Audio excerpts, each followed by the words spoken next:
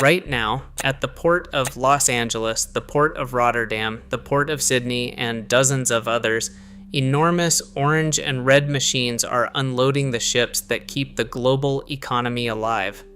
They are called ship-to-shore cranes, and without them, global trade stops completely. You have probably never thought about who makes them. But when you find out that over 80% of every single port crane on Earth was built by one company in one country, you will never look at a port the same way again. To understand why this matters, you first have to understand what these machines actually are. A ship-to-shore crane is not a simple piece of equipment. It is essentially a skyscraper lying on its side. The largest models stand over 400 feet tall when their booms are raised. They weigh anywhere from 800 to 2,000 tons. They have to straddle a ship the length of 4 football fields, reach across 24 rows of containers, and do it thousands of times a day with millimeter precision. Building one requires aerospace-level engineering, specialized steel fabrication, and an enormous dedicated factory. A single crane costs between $5 and $15 million. A modern terminal needs a dozen of them. This is not a product you can reverse engineer in a weekend. It is one of the most technically demanding manufactured objects on Earth. And for the last 3 decades, one company has had an almost complete monopoly on making them. That company is ZPMC, Zhenhua Heavy Industries. They were founded in 1982 in Shanghai, during a period when China was aggressively building industrial capacity in sectors the rest of the world took for granted. In the beginning, nobody in the West took them seriously. The established players were European. Companies like Liebherr in Germany and PepsiCo in the United States had built the industry and assumed they would keep it. But ZPMC did something those companies never saw coming.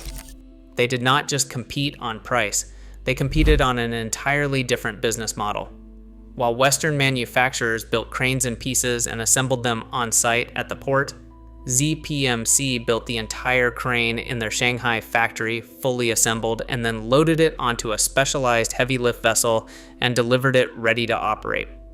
The installation time dropped from months to weeks. For a port operator trying to expand capacity, that difference is worth millions in lost revenue. By the late 1990s, ZPMC was winning contracts everywhere. By 2008, they had already captured over 70% of the global market. Today, that number sits above 80%. The Western manufacturers who once dominated the industry are largely gone. PepsiCo no longer builds cranes. The market simply moved to Shanghai and never came back. To understand why no competitor has been able to challenge ZPMC, you have to look at the economics underneath the vertical dominance. China's advantage is not just cheap labor, it is vertical integration at a scale that is almost impossible to replicate. ZPMC owns its own steel mills, its own fabrication yards, its own fleet of heavy lift ships for delivery, and its own installation crews. When a competitor in Europe tries to build a crane, they are buying steel from one company, fabricating components at another facility, contracting a third party for shipping, and hiring a fourth party for installation. Every handoff adds cost and adds time. ZPMC does all of it in-house, on one enormous campus on the banks of the Yangtze River. That campus is over 14 square kilometers. It employs tens of thousands of workers. It is not a factory. It is a city that exists purely to manufacture the machines that move the world's cargo. Because they have delivered over 1,000 cranes to over 100 ports across more than 40 countries, their reputation compounds. Port operators are not adventurous. When a $200 million terminal expansion is on the line, they call the company that delivered the last crane on time. That company is almost always ZPMC. Here is where the story stops being just about business and starts being about something much more uncomfortable. In 2021, the United States Federal Bureau of Investigation began examining something that most port operators had never considered. ZPMC cranes are not passive machines. They are networked. They contain sophisticated software, onboard computers, and in many cases, remote diagnostic systems that phone home to servers in China. The FBI's concern was straightforward. A crane that can be monitored remotely can theoretically be shut down remotely. At a moment of geopolitical tension, a foreign government with access to the operating systems of the cranes at the Port of Baltimore or the Port of Houston would have an extraordinary amount of leverage. In 2023, the United States government confirmed that ZPMC cranes at American ports contained cellular modems that had not been disclosed in the original contracts. Nobody could say with certainty what data was being transmitted or to whom. The Department of Homeland Security launched a formal review. The conclusion was quietly alarming. The United States had allowed a single foreign state-linked manufacturer to become the operating backbone of its port infrastructure. Replacing those cranes would cost billions and take years. The vulnerability was already baked in. But here is the part that is genuinely difficult to absorb.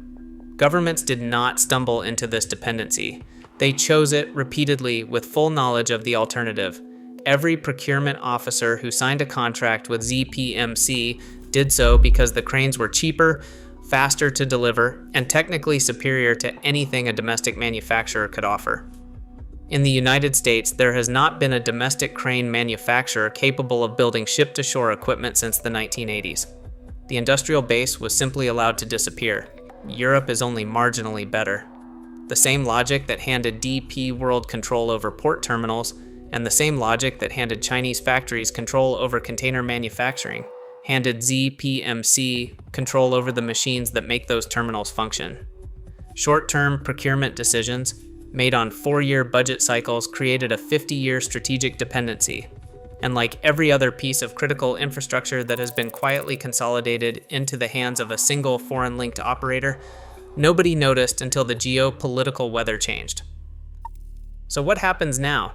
The United States has allocated funding under recent industrial policy legislation to attempt to rebuild domestic crane manufacturing capacity. A small number of companies have expressed interest, but rebuilding a supply chain that was dismantled over 40 years does not happen in a single budget cycle. ZPMC, for its part, continues to win contracts. Ports in Africa, Southeast Asia, and South America are expanding rapidly, and they are buying the same orange and red machines from the same campus in Shanghai. The dominance is not shrinking, it is deepening. The next time you see a container ship being unloaded on the news, look at the cranes working the deck. Look at the color. Look at the logo. Remember, the machine moving the cargo that built the modern world was almost certainly built by one company in one city that most people have never heard of.